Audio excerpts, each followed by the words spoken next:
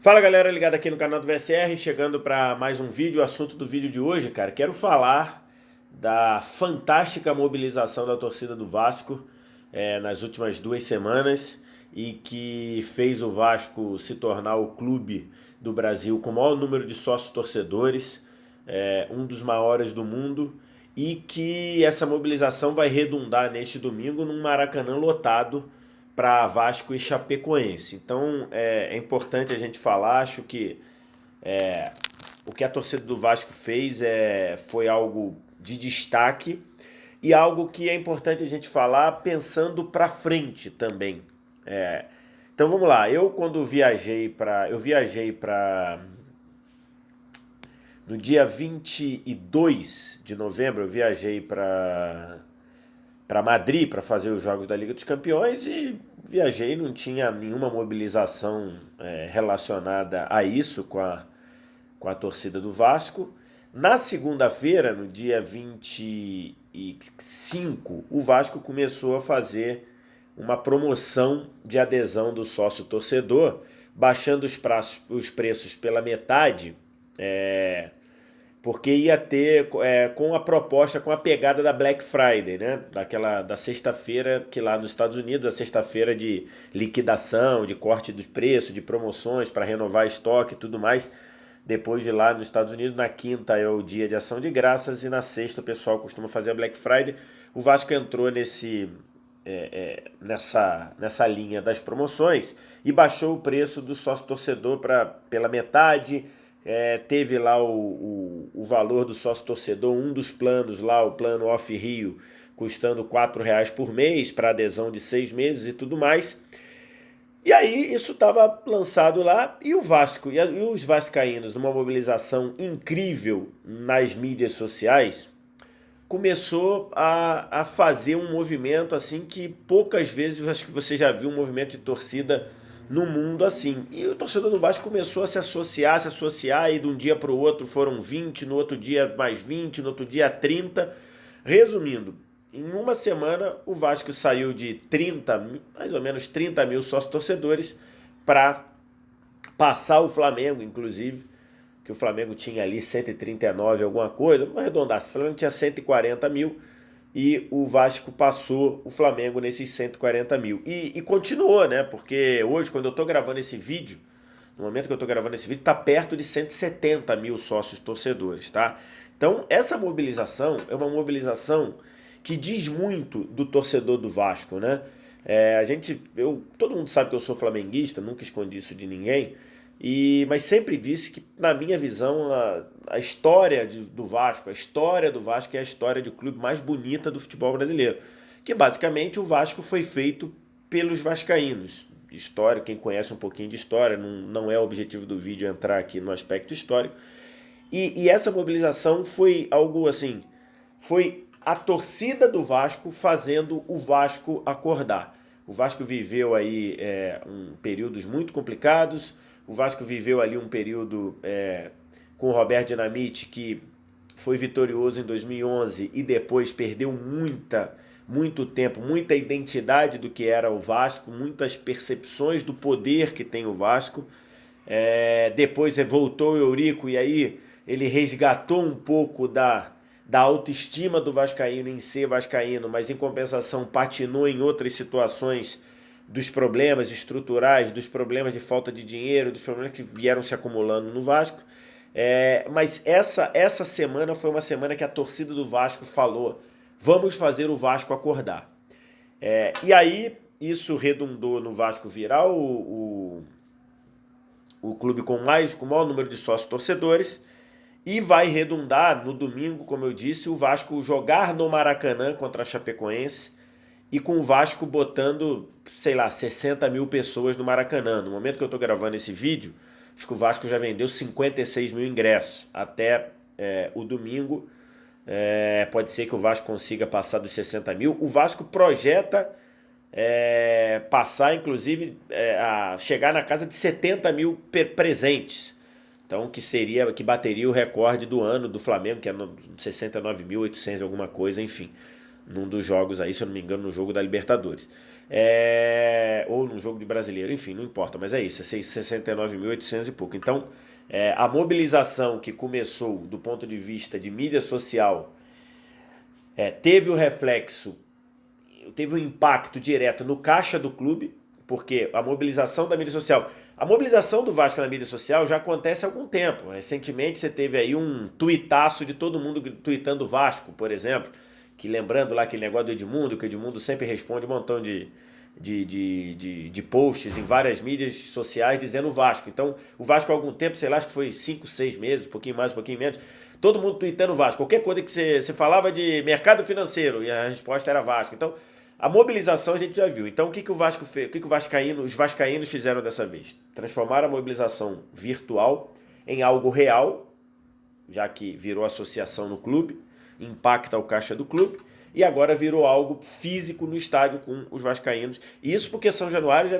vem ficando perto da lotação máxima aí, ou da lotação máxima em vários jogos. Né? Mas enfim, e agora vai lotar o Maracanã para um jogo que em tese não vale nada, né? Em tese não, o jogo para o destino do campeonato não vale nada. A Chapecoense já está rebaixada, o Vasco já está classificado para a Sul-Americana, não pode ir para a Libertadores, não pode cair, então, enfim, para a tabela não vale muito, mas para o torcedor do Vasco vai valer muito. E aí você tem o Vasco lotando o Maracanã, 60 mil pessoas, deve ser aí, um pouquinho mais, um pouquinho menos, e aí já indica uma situação, né? E já se fala hoje no Vasco, conversava com uma pessoa hoje que transita lá na diretoria do Vasco, dizendo que que o Vasco quer sim passar a jogar mais no Maracanã no ano que vem. E aí você sabe que jogar no Maracanã, por toda a identificação que tem com o São Januário, isso não se discute, mas jogar no Maracanã, pelo número de ingressos que você pode vender, vai fazer toda a diferença para as finanças do clube. E isso é um ponto importante. As potências do futebol brasileiro hoje conseguem arrecadar muito mais do que o Vasco arrecada com o São Januário no seu dia de jogo, usando o seu estádio. Então vamos lá. Mobilização virtual virou mobilização dentro do caixa do clube com adesão ao sócio torcedor e virou presença real no estádio jogando no Maracanã. E aí, esse movimento, ele não parou por aí.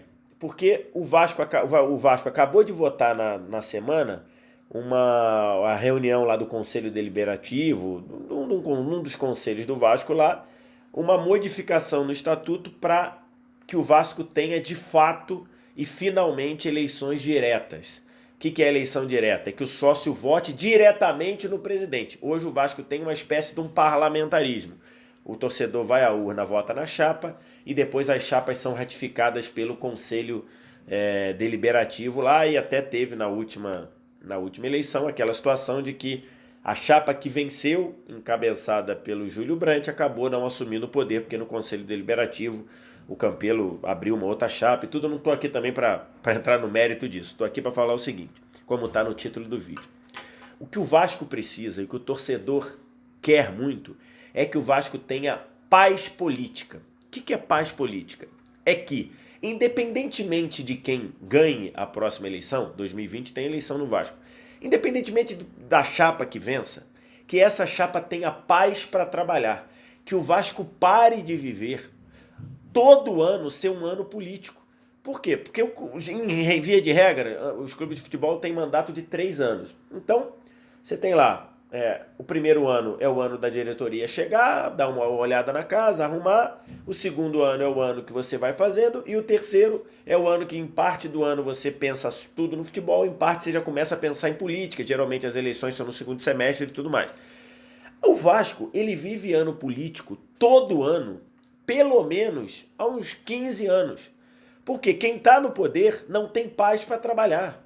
Quem está no poder está sempre com medo ou vivendo ali aquela sombra da oposição que perdeu ou da oposição que quer tirar do poder. Então foi assim durante a primeira parte lá do Eurico presidente, que o Eurico conviveu a todo momento com o risco de ser tirado do cargo por questão judicial, suspeita de fraude e tudo mais.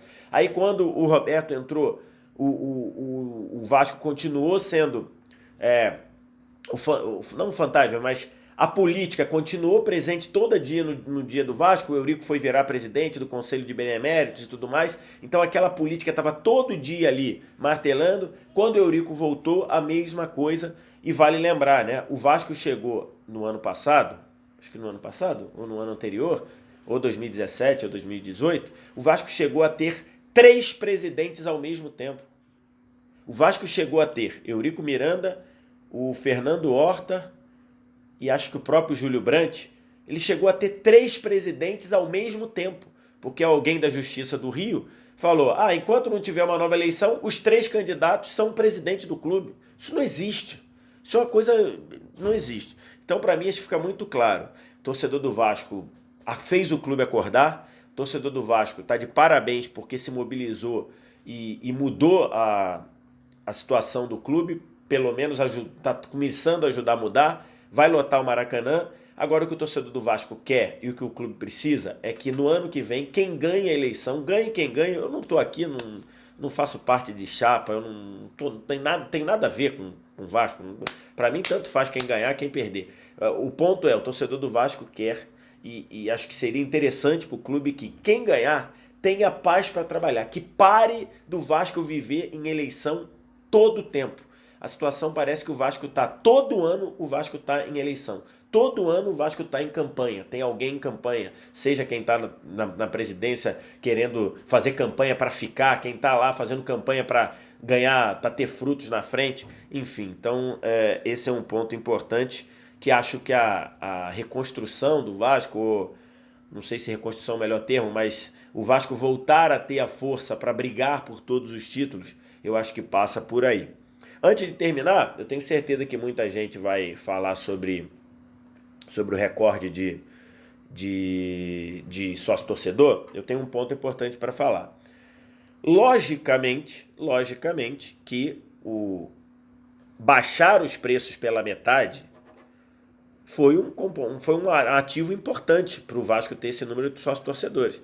Então você teve, como eu disse, planos ali de R$4 por mês e com prazo semestral. Então você tinha lá, você tem adesão que no total foi de R$24. Atualmente você tem planos ali de mais ou menos R$13 por mês. Então 13 vezes 6 daria 26, 52, R$78 por mês, por 6 meses. Ok, é um valor que, assim, se você pegar os grandes grupos de sócio-torcedor, grandes clubes de sócio-torcedor, Flamengo, Inter, Palmeiras, Corinthians, São Paulo, o ticket médio ele é mais alto do que isso, né? O ticket do que o cara paga por mês é mais alto do que isso. Então isso é um fato, né? Agora, você não pode querer desvalorizar o que o Vasco fez porque o sócio-torcedor é barato. Não, porque primeiro, o objetivo do futebol deveria ser sempre incluir quanto mais torcedores, melhor.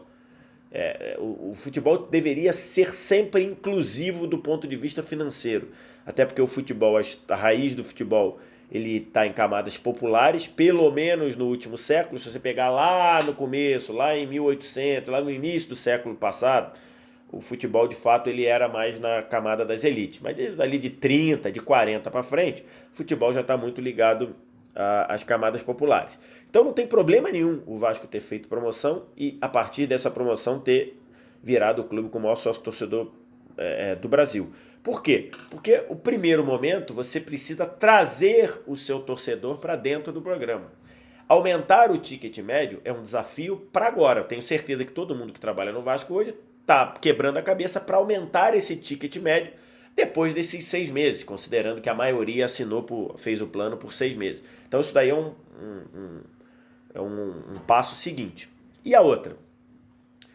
A única coisa que não pode acontecer é o Vasco, não pode ter acontecido, é o Vasco, o custo de você administrar esse sócio ser mais caro do que o que você está recebendo, que aí realmente não fazia sentido, né? O custo que eu digo é o seguinte, para você ter o cara como sócio, criar o cadastro, emitir carteirinha, esse tipo de coisa, isso tem um custo.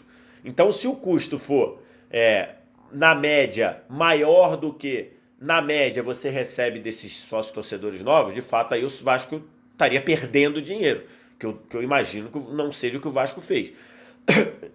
Perdão. Então, partindo do princípio que o Vasco botou preços que cobrem com uma folga, com uma certa margem, o custo de ter o sócio-torcedor, o custo desse cadastro, desse perfil, então você tem que aplaudir o Vasco, porque colocar preços baixos para atrair o torcedor é ser inclusivo e depois aumentar o ticket médio é algo que o Vasco, é um desafio que o Vasco vai ter para frente e tenho certeza que o Vasco está trabalhando com isso. Enfim, queria dar os parabéns aí à torcida do Vasco. A torcida do Vasco é uma das maiores do Brasil, uma torcida com uma capacidade de mobilização incrível, uma torcida com uma identificação muito grande com o clube, e dessa vez ela fez o clube acordar. Só está precisando mesmo que o clube tenha um pouquinho de paz. Quero te ouvir, o que você tem a dizer? Vem aqui embaixo, deixa nos comentários a sua impressão, deixa o like aqui se você gostou do vídeo. Se inscreve no canal caso você não esteja inscrito. Vou deixar 2 vídeos de sugestão aqui na tela para você assistir. Assiste mais um vídeo, toda vez que você vê 2 vídeos seguidos, você ajuda o canal do VSR a crescer. E aqui em cima tem o sininho. Ativa o sininho, que aí toda vez que eu botar vídeo novo, você automaticamente é avisado aí no seu celular, no seu tablet, no seu computador, por onde você estiver vendo. Muito obrigado, valeu, tchau.